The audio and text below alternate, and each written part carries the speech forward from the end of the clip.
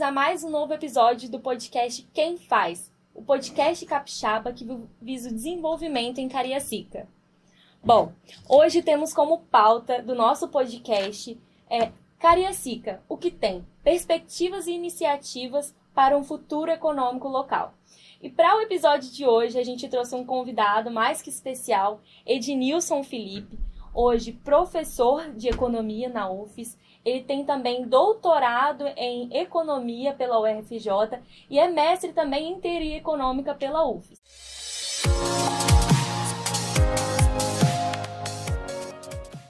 Meu nome é Larissa, sou estudante do segundo período de economia aqui do IFES.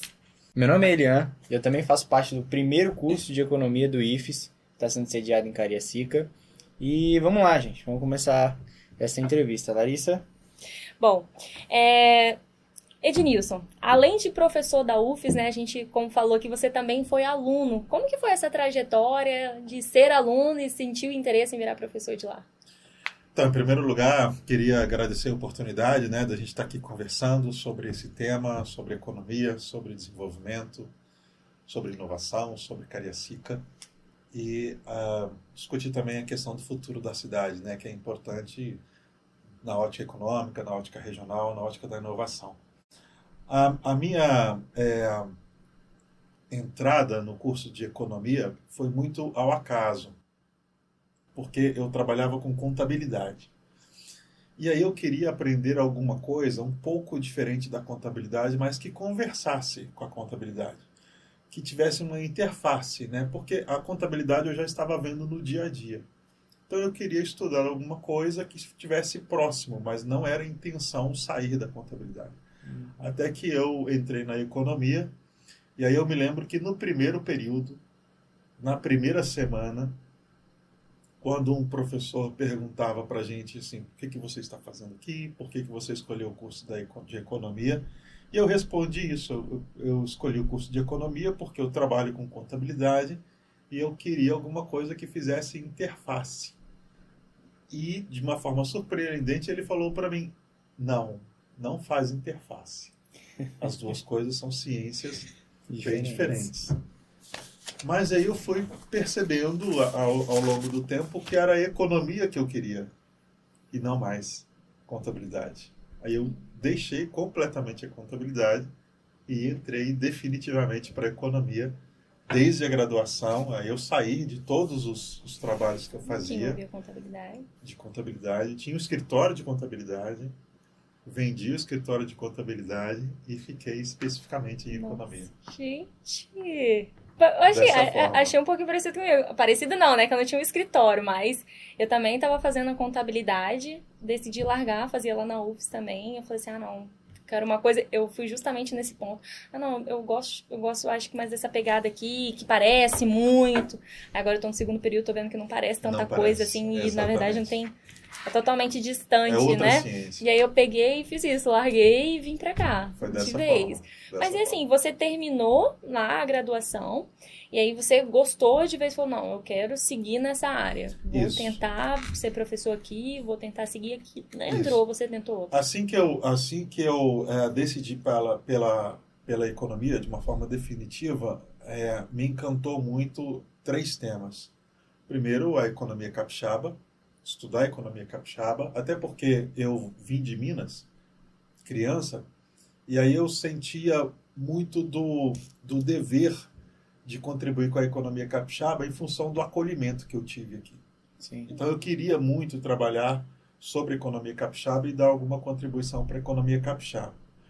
O outro tema foi inovação, né? Desenvolvimento tecnológico, inovação, mudança tecnológica, e também desenvolvimento regional, por perceber a diferença de dinâmica regional entre as diferentes regiões e entender por que essas diferenças existem e como trabalhar para minimizar essas diferenças. Então, esses 3 temas me chamaram muito a atenção e eu quis aprofundar sobre eles. E aí, nesse sentido, eu resolvi ir para o mestrado, para estudar especificamente economia capixaba e nesses 3 aspectos de inovação, de desenvolvimento e as características fundamentais da economia capixaba.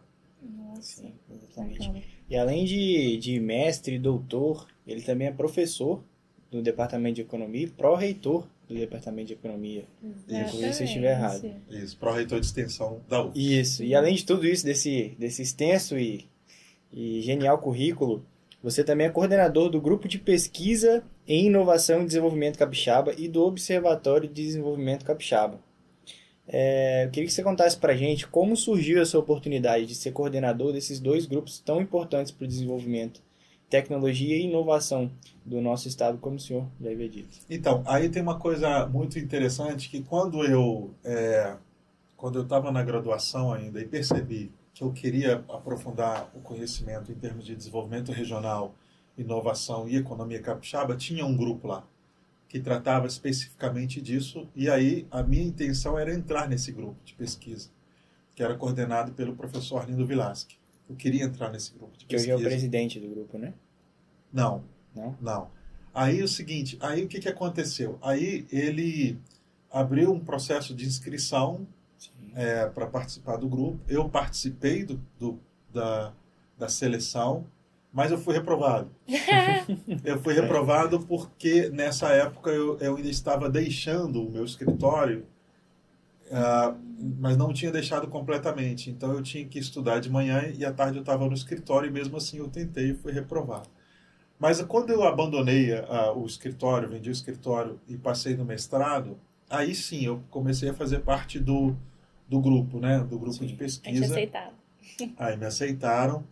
E aí depois eu ingressei na UFS como professor, continuei no grupo, e o professor Arlindo, então, se aposenta e eu assumo a coordenação do grupo. Então, a partir daí eu assumi a coordenação do Tudo grupo. no seu tempo aí, ó. Exatamente. Primeiro rejeitado, agora já é coordenador. E o Observatório do Desenvolvimento Capixaba foi uma questão muito legal, muito de contato com a Érica, que a gente queria estudar junto a economia capixaba, e aí ela aqui no IFES e eu na UFES, então nós pensamos, vamos criar um projeto conjunto de UFES e IFES, e aí disso nasceu o laboratório, né? O Sim, Observatório do Desenvolvimento Capixaba, então a gente coordena junto esse projeto. Nossa, muito bacana, muito legal o seu currículo. Principalmente Érica, né? Érica também é uma pessoa que ela se empenha bastante. Eu acredito que vocês têm um projeto ótimo. E o legal é que esses dois grupos eles se conversam muito bem, né? Sim. O observatório observando a economia capixaba e dando as características para vocês do grupo de pesquisa Isso. elaborarem projetos. Exatamente. Nossa, muito bacana. E aqui, abordando um pouco mais agora do nosso tema, né? A respeito aqui sobre Cariacica, o desenvolvimento, a economia em Cariacica. Você acha que tem algum setor aqui que precisa de melhoria, que você acha que precisa de mais investimento, inovação? Que você acha que investindo nesse setor, Cariacica ele vai crescer mais? Na verdade é o seguinte, a gente tem que estudar muito e perceber o que a gente chama de divisão social do trabalho. E aí a gente pega a região metropolitana do estado, que concentra aí mais de 50% do PIB, e a gente sabe que são espaços com vocações complementares. Vitória, Vila Velha, Cariacica, Viana, Serra, João Neiva, descendo mais para Guarapari, que foram entrando nessa região, na micro-região metropolitana aos poucos, e existe uma divisão de trabalho, cada um tem um papel. Eles são complementares, mas também são específicos. A gente tem que pensar qual papel cabe a Cariacica na região metropolitana. Essa é a questão para ser discutida. Que papel nós temos? E aí, pensar que, diferentemente do que a gente estudava na economia clássica, de que uma determinada região tem o seu papel baseado no que a natureza lhe deu, especificamente, a gente hoje sabe que o papel de cada região não é dado pelo que a natureza deu, mas o que ele construiu de competência. Então a gente tem que pensar que competências a gente pode construir em Cariacica para que essa região tenha um papel cada vez mais relevante na região metropolitana. Sim. Esse é o elemento-chave. A grande questão é que esse não foi o drive do planejamento econômico de Cariacica até agora. Sim. Então, a gente precisa mudar essa chave para entender que competência nós vamos ter e como essa competência vai ser importante. Porque se a gente ficar numa economia baseada especificamente num ciclo de comércio, especificamente num ciclo de emprego, sem que haja uma estratégia de desenvolvimento por trás, nós vamos apenas reproduzir ao longo do tempo a mesma dinâmica, que fica suscetível à crise, Sim. que fica suscetível ao plano do Estado, né? Então, assim, a grande questão dos setores que a gente pode pensar pode ser vários ainda. Existe uma janela de oportunidade em que vários setores podem ser esses que dirijam o desenvolvimento de longo prazo da região. A grande questão é que a gente tem que pensar em como a gente cria competências para que, nesses setores, Cariacica seja mais conhecido. Sim. Vai ser logística, vai ser imobiliário, vai ser o comércio, vai ser inovação, vai ser novas tecnologias. Isso está completamente com uma janela de oportunidade em aberto. Uhum. E a gente tem que aproveitar essa janela, que ainda está aberta. Sim, entendi. Caramba, professor. Realmente. Mas me surgiu uma curiosidade, né? Você falou que realmente tem que implementar essa estratégia ali por trás, né? Para realmente a coisa sair ali do ciclo básico, como as coisas funcionam. Mas como que você acha que a gente, assim, como alunos, né, hoje, pensando no futuro, como que a gente conseguiria, o que a gente deveria fazer para começar a implementar isso aqui em Cariacica, né? Abordar esses assuntos para ser mudado? Então, existe o seguinte, existem o que a gente chama de situações críticas que precisam... críticas no sentido seguinte, existem elementos que são absolutamente fundamentais para que esse primeiro passo se dê. Sem esse primeiro passo, isso não vai acontecer. Então, por exemplo, nós temos várias possibilidades. Vamos pensar, por exemplo, que Cariacica vire uma referência estadual, nacional, em termos, por exemplo, de mobilidade urbana, ou em termos de bem-estar urbano, ou sustentabilidade urbana. Se eu não tiver os elementos críticos primeiro, como saneamento básico, se eu não tiver os elementos críticos primeiro, como oferta de água, eu não vou chegar lá na ponta. Sim. Então nós sofremos muito, Cariacica sofreu muito por ausência desses elementos críticos em várias áreas. Então quando se pensava em cidade, nós não tínhamos saneamento, não tínhamos cidades, ruas planejadas, ruas com calçamento, asfaltamento, essa questão toda. Se nós vamos para o mundo da educação, então a gente não tinha. Cariacica passou muito tempo sem curso superior no município. Sim. Que para fazer um curso superior tinha que sair do município. Então, esses elementos são os elementos críticos que eles precisam acontecer no local para, a partir daí, ter condições de dar os primeiros passos nesse desenvolvimento. Então, esses elementos são fundamentais. Então, assim, onde a gente já conseguiu criar elementos críticos que, a partir daí, pode desenvolver? Ou onde a dinâmica de transformação mudou tanto ao ponto de que esses elementos críticos possam ser implementados com certa facilidade. Por exemplo, vamos pegar a questão, se nós vamos para tecnologias que usam mais a questão de uma estrutura de internet do que físico. Porque, por exemplo, se eu for para o setor de logística, eu preciso de estradas bem feitas, ruas largas, sinalizações. Mas se eu for para a internet, o que eu preciso não é de rua, certo? Uhum. O que eu preciso é de uma malha tecnológica que me permita alta velocidade, confiabilidade do sinal, armazenamento de dados, para eu poder desenvolver questões tecnológicas. É uma oportunidade. Sim. Então, esses elementos todos precisam ser pensados. Dependendo de para onde nós vamos, para onde escolhemos ir, os elementos críticos precisam estar ali presentes. Então, por exemplo, há uma oportunidade muito grande de Cariacica no setor imobiliário. Certo? Afinal, diferente de Vitória e de Vila Velha, ainda há em Cariacica vários espaços para serem aproveitados e para serem explorados economicamente. Mas o que eu preciso ter nesses locais para que eles possam ser viáveis para o setor imobiliário? Se eu não tiver esses elementos críticos, o setor imobiliário não vem. Sim. Então, é essa a questão que precisa. Precisa ter um planejamento local para detectar os elementos críticos para fazer uma base sobre a qual vem o desenvolvimento depois. Sim. Isso foi pouco pensado até agora em Cariacica, e ela foi só numa questão de repetição de ciclos. Chegou a hora de poder discutir esses elementos.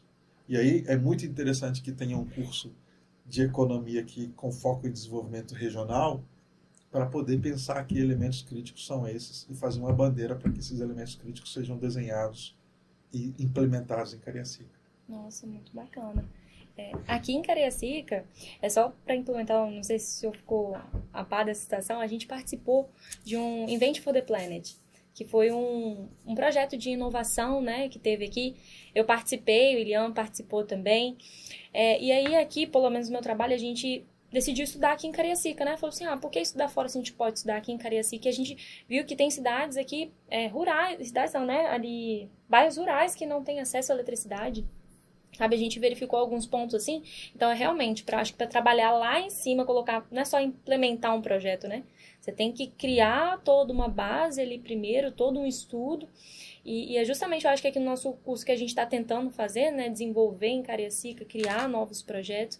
Mas fico bem feliz em saber disso, porque realmente a gente está tentando seguir por essa área, né? Para justamente crescer aqui em Cariacica, tá? Isso. Certinho. Exatamente. Bom, vem muito de encontro com o que ele acabou de falar, né? Esse projeto que a gente participou, por exemplo, eram soluções pensadas para desenvolvimento Cariacica, para melhorar a mobilidade, melhorar acesso à energia elétrica. E como você falou, é o que eu penso também. Se a gente não tiver base sólida dos princípios para a gente poder desenvolver alguma coisa em Cariacica, o desenvolvimento tecnológico, inovação, eu também acredito que não vai rolar. Primeiro a gente tem que pensar nesses, como o senhor colocou, pontos básicos de desenvolvimento. Mobilidade, saneamento, estradas que comportem logística imobiliária. E isso é muito importante. Eu fiquei muito feliz que agora nós estamos nessa veia de pesquisa para esse objetivo específico. Desenvolver a base para que a gente consiga desenvolver novas tecnologias, inovações e empreendimentos no futuro próximo.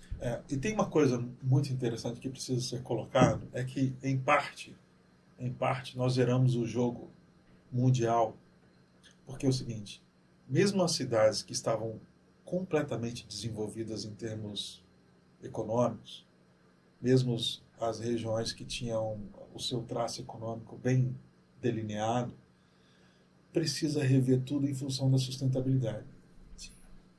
E eles precisam rever do zero. Muitos deles precisam rever do zero. Então, isso zera o jogo. Quando a gente tem, por exemplo, a gente tem várias cidades que já têm a logística urbana bem desenhada e outras que não têm. Mas a sustentabilidade, trazer a sustentabilidade para o jogo, zera o jogo, porque todo mundo tem que partir do zero em termos de sustentabilidade. Então, quem faz isso a partir das questões de sustentabilidade bem feita já está na frente. Ainda que no campo puramente econômico e puramente logístico estivesse para trás. Então, nesse sentido, quando tem esses temas que vão reensinar a fazer, a logística não pode ser mais feita da mesma forma. O desenvolvimento urbano não pode ser feito da mesma forma. Então, não é alcançar quem já estava na frente, porque agora a natureza de fazer é diferente com a questão sustentável. Então, quem parte agora já com a questão da sustentabilidade como elemento central, já parte na frente. Sim. Então, isso gera uma nova janela de oportunidade de pensar o urbanismo, de pensar a logística, de pensar o bem-estar das pessoas, pensar os bairros, já com o elemento de sustentabilidade e essas de conexão com a natureza. Então, nesse sentido, o jogo está zerado, porque está todo mundo batendo cabeça em relação a isso. Então, se a gente já fizer dessa forma, a gente pode ser referência. Pode ser referência. Dá para chegar lá, né? Se a gente Dá começar do agora, mudando do agora. E já com esse elemento, construir. que os Com outros elemento. têm que descobrir também. Sim. Nesse sentido, todo mundo tem que descobrir isso. Então, quem já parte com isso, já parte com um diferencial. E pode ser referência para as outras economias que precisam repensar toda a cadeia econômica. Exatamente. Nesse Muito sentido, é um interessante. potencial absolutamente fantástico. E Ednilson, deixa eu te perguntar. Qual que é a maior diferença assim, que você sente de Cariacica para outras cidades? Talvez às vezes mais desenvolvidas. Você vê essa diferença? O que você acha? Assim?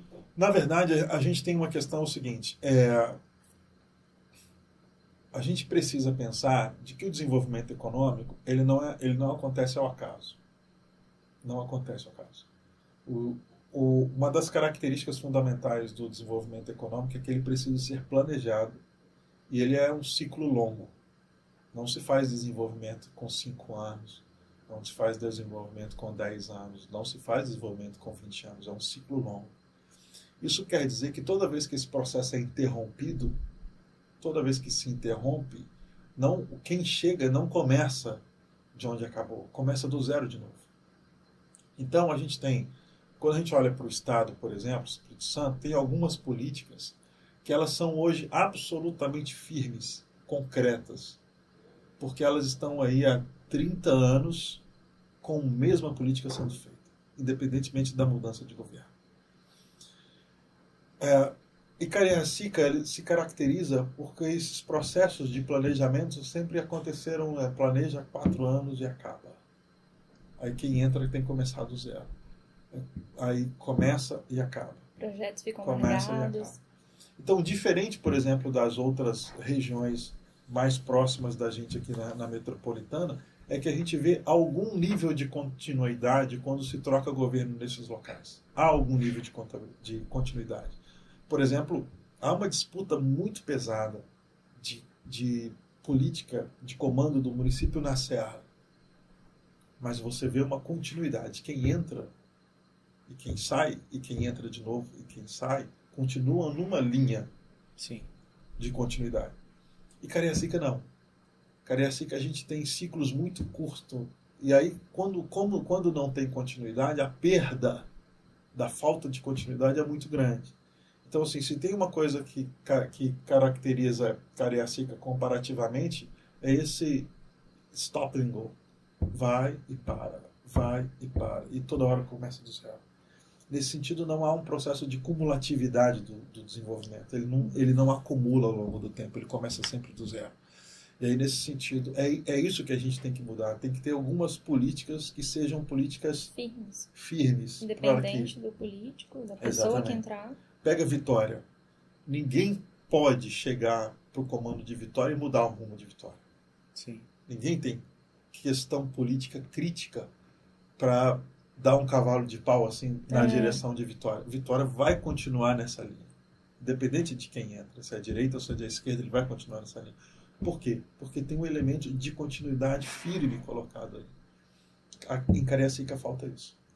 Então, assim, nós precisamos, de novo, daqueles elementos críticos e de uma visão de continuidade, de um projeto de longo prazo, para que haja complementaridade dos governos ao longo do tempo e não zerar o jogo toda hora. Porque, nesse sentido, outros lugares avançam nessa continuidade. Cariacica continua em atraso. Exatamente. E, Ednilson, mudando agora um pouco, pensando nos jovens cariaciquenses e de capixabas em geral, né? Você acredita, você falou muito de sustentabilidade, você acredita que essa é uma área que mais tem oportunidade hoje para o jovem se especializar, aprender e contribuir para o desenvolvimento, não só de Cariacica, mas do Espírito Santo? Eu vou falar uma coisa para você, assim, quando a economia, se a gente pega Friedrich Hayek, ou Irving Lakatos, ou o próprio Popper, eles vão dizer que a ciência, e aí nesse sentido estou trazendo para a economia, avança respondendo problemas, resolvendo problemas. À medida que resolve um problema, a gente passa para outro problema. À medida que resolve um problema, a gente passa a outro problema. E vai assim. E a economia, o desenvolvimento regional e mesmo a inovação, desenvolveu muito tempo fazendo um tipo de pergunta que não envolvia sustentabilidade. Sim. Se a gente pega os economistas clássicos, eles perguntavam-se sobre várias coisas, mas jamais se perguntavam sobre a sustentabilidade. Ninguém perguntou sobre a sustentabilidade. Não era uma pergunta, não era um problema para ser resolvido. Quando esse problema começa a ser resolvido, a gente olha para o que a gente construiu da economia e diz assim, nada disso responde. Sim. Não responde mais. É um novo problema, né? É um novo problema. Então, nesse novo problema, ele é o elemento central para o desenvolvimento econômico daqui para frente. Então, tudo que foi aprendido terá que ser reaprendido. Não há nenhuma possibilidade de criar desenvolvimento hoje sem esse problema, sem resolver esse problema. Isso seria Olha o problema da energia. Sim. Se a gente pega 400 mil habitantes, por exemplo, 370, 400 mil habitantes, de pessoas que consomem energia todos os dias, como é que a gente vai gerar essa energia considerando a sustentabilidade? Que resposta a gente tem para isso? Nenhuma. Quem é que vai trazer essas respostas? Não é mais a minha geração. Sim. Não é mais a minha geração, certo? Tem coisas que vai ficar para a geração dos jovens resolver. Tem um problema claro. Imagine, por exemplo, que a gente tenha hoje, trocasse hoje toda a frota de veículos a combustão interna, gasolina, diesel, por veículo elétrico. Onde a gente tiraria energia para isso tudo? Combustíveis fósseis. Se a gente para com os combustíveis fósseis, vão passar todo mundo com carro elétrico agora. Não tem essa Não tem resposta. energia para isso. Uhum. Quem é que vai resolver isso? Nós. Exatamente. Então é o seguinte, existem elementos que a minha geração não vai responder mais. E aí os jovens terão que responder. Existem elementos muito críticos quando a gente traz a problemática da sustentabilidade para dentro da economia, que são essa geração que vai ter que resolver. O problema da água. Se a gente olha, por exemplo, alguns rios secando por aí, quem é que vai ter que resolver isso? São elementos de décadas. Exato. São problemas de décadas para serem resolvidos. Quem vai resolver isso? Então, assim, é uma oportunidade absolutamente fantástica. Se a gente pega, por exemplo, painel fotovoltaicos para gerar energia solar, tá? E para onde vai isso quando eles deixam quando cai a produtividade da produção deles? Para onde isso vai? Como é que isso vai ser reaproveitado? Então, são elementos fantásticos da sustentabilidade que quem vai ter que responder são os jovens hoje. Então, isso é absolutamente tranquilo de dizer que é uma grande oportunidade, que é uma grande janela e que o elemento da sustentabilidade é norteador. Então, quem entra para trazer soluções nessa área de resíduos, por exemplo, resíduos urbanos, resíduos sólidos, né, e tal, de qualidade da água, de segurança hídrica. A gente estava trabalhando numa pesquisa no norte do estado em que um secretário de agricultura falou assim para mim: eu não posso fazer uma política de expansão da agricultura no meu município, porque se a agricultura crescer, eu não vou ter água. Sim. Então, como que a gente resolve isso? Tendo mais água. De que forma? De que forma? Então, eu tenho que aumentar a oferta de água, ou eu tenho que mudar a tecnologia de produção? O que eu tenho que fazer? Ou eu tenho que fazer melhoramento genético nas plantas? O que eu tenho que fazer para lidar com isso? São várias questões, né? Então, são várias questões e que é a juventude que vai trazer essas respostas, porque não é mais a minha geração. A minha geração vai dar alguma contribuição, principalmente metodológica, de trazer os conceitos para ser discutido, mas essa questão de desenvolver as tecnologias são a juventude que vai fazer isso. Eu acho que cabe muito a nossa geração agora se importar realmente, falar assim, não, eu quero mudar, eu quero tentar resolver tal problema, Se juntar um conscientizar, grupo né? Exatamente, um projeto, criar um projeto, um grupo. Porque, por exemplo, eu participei desse projeto, Invent for the Planet, e aí a nossa ideia era levar, de uma forma sustentável, tecnológica, inovação, né?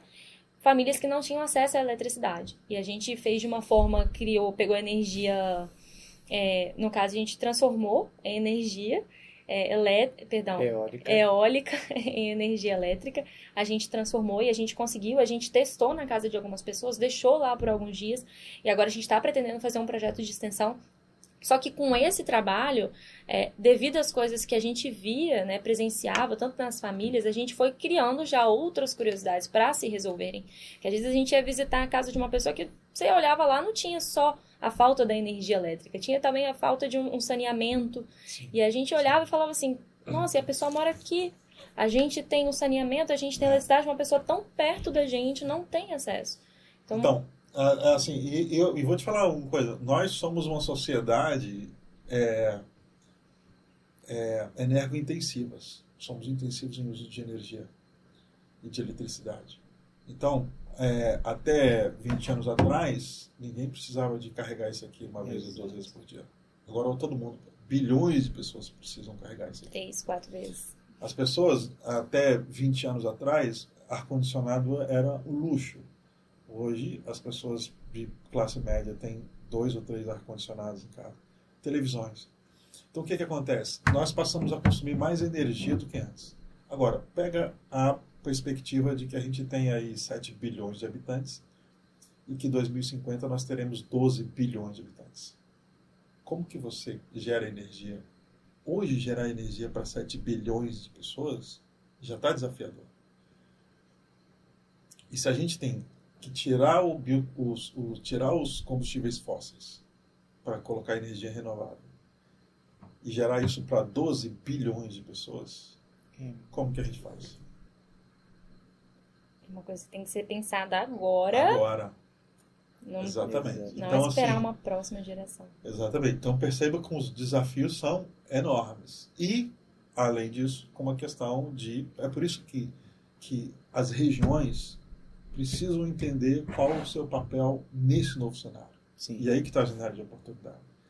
Então a questão toda não é criar uma região ou desenvolver uma região baseado na logística tradicional, baseado no comércio tradicional, baseado na questão de uma indústria tradicional. A questão é como é que a gente desenvolve competências para ser referência, já tendo a questão da sustentabilidade como elemento central do desenvolvimento.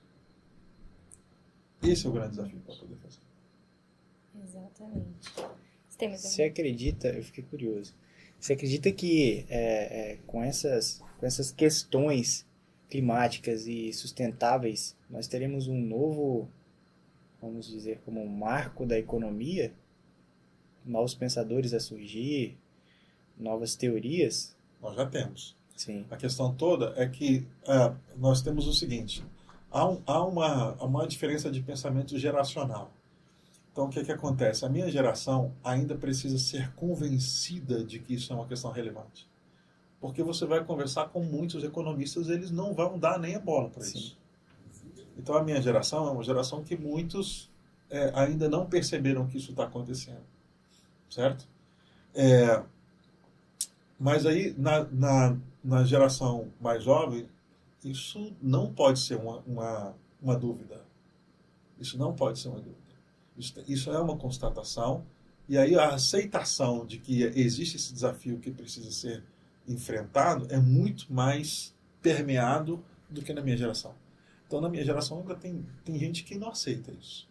Que diz que não está acontecendo nada disso. Entre os jovens, não. E entre a geração ainda mais nova, de crianças, por exemplo, isso tem que estar já internalizado definido, completamente.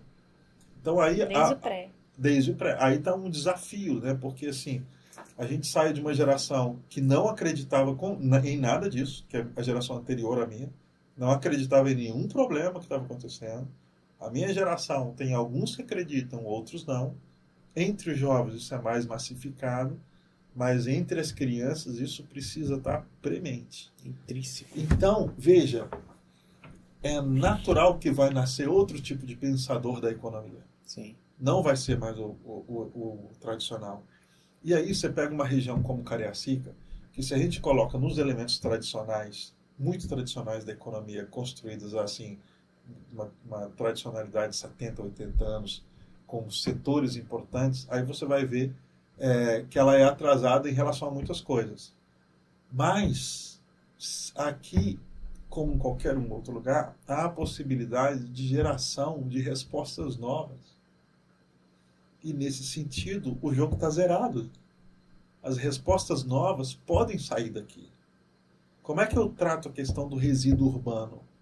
Eu não preciso de estar numa cidade avançada, com PIB alto, para resolver esse problema. Para achar a solução para isso.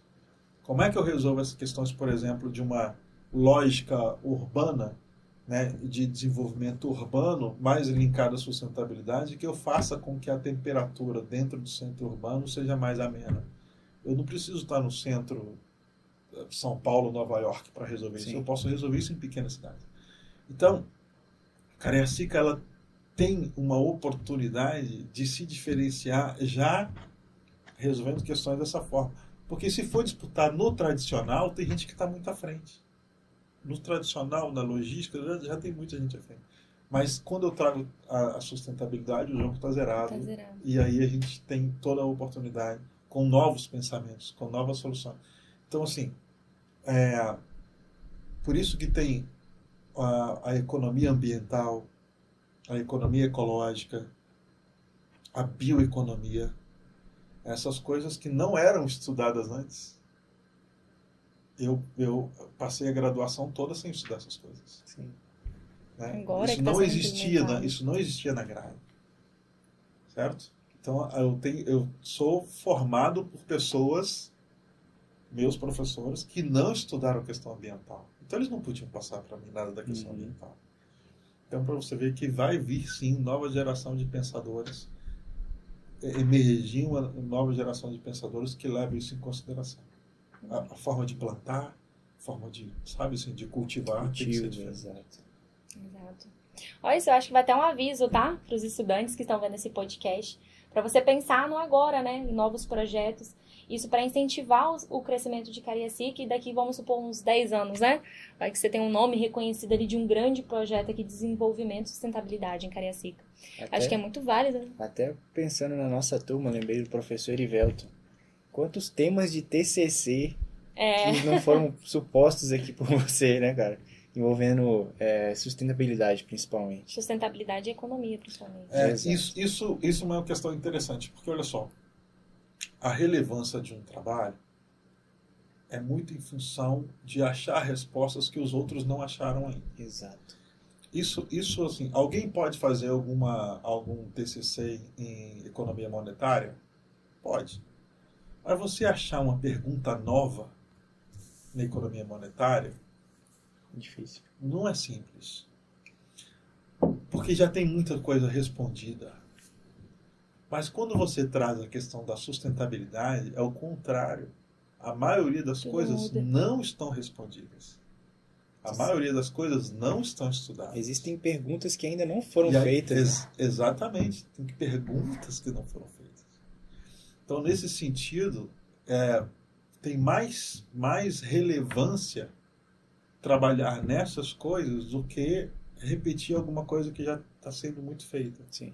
Né? Eu digo assim, alguém chega e fala, eu quero fazer um TCC sobre plano cruzado. Plano real. Sobre o plano real que fez agora 30 anos, né? Isso.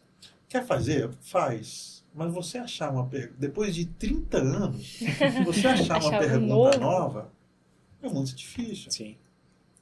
Mas quando você está no âmbito da sustentabilidade, no âmbito da questão de economia ambiental, da bioeconomia, sabe? Do saneamento, por exemplo, linkando o saneamento com a questão econômica, com a questão ambiental, você tem muita pergunta para resolver. Tem. Certo? Então, nesse sentido, novamente um espaço muito grande para debate. Isso aí. Tem mais alguma pergunta? Eu acho que... Olha, a gente agradece primeiramente, tá, Gilson, pela sua presença. Assim, para mim foi de grande conhecimento. Tô saindo daqui já querendo pesquisar, ver projetos, questão de inovação, sustentabilidade. Assim, foi muito bom todo o conhecimento que você passou pra gente. Acredito que você de casa também adquiriu muito conhecimento vendo esse podcast, tá? Você assiste lá, dá um like, gente, compartilha nosso podcast. E assim, professor, eu queria muito agradecer a sua presença, por ter disponibilizado um tempo de ter vindo aqui e passar todo esse conhecimento pra gente, tá? Gostei muito da sua trajetória, porque eu penso futuramente, se Deus quiser, passar em um concurso da UFES, do IFES, mas eu penso muito em trabalhar nessa área também. Então, pra mim, isso é um exemplo, tá bom? Muito obrigada pela sua participação, tá? Muito obrigada. Muito obrigado. Eu que agradeço a oportunidade de estar aqui, conversando sobre esses temas. São temas que eu acho muito relevantes, muito importantes. Discutir a cidade, discutir principalmente a cidade ligada com as questões tecnológicas e ambientais, que é o elemento crucial hoje para ser respondido. Então, assim, eu quero também colocar à disposição, né, para o que precisarem. Chegar um e-mail meu lá. Estamos todos juntos aí nessa... Muito obrigada, Ednilson. Muito obrigada, pessoal de casa. Um ótimo dia para vocês.